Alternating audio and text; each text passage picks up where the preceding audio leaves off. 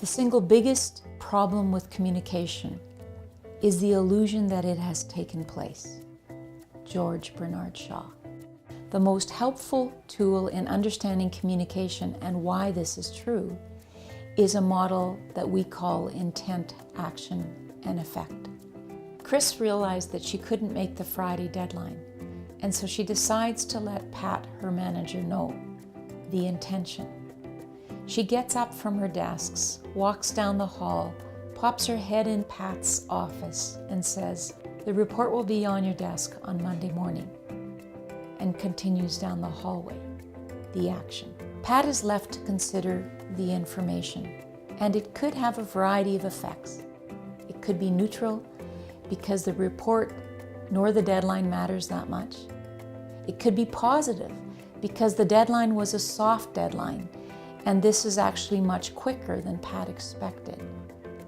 Or it could be negative because Pat was hoping to work on the project during the weekend to meet subsequent deadlines. This is the private effect. Depending on the effect, Pat's thoughts will go through a number of steps as he considers the information. These steps will be affected by a variety of factors, including their past history, how important deadlines are to Pat, and how important the project is. The narrative that Pat chooses could be correct or could be incorrect. What we do know, though, is what Pat chooses to believe about why Chris has not met the deadlines will affect his subsequent actions towards Chris in the upcoming days. And that is how communication works. The very act of communicating is much more complicated than many of us realize. And yet, it generally works. Message intended is message received. And yet, when there are tensions between individuals, situations can quickly escalate because of assumptions and meaning making.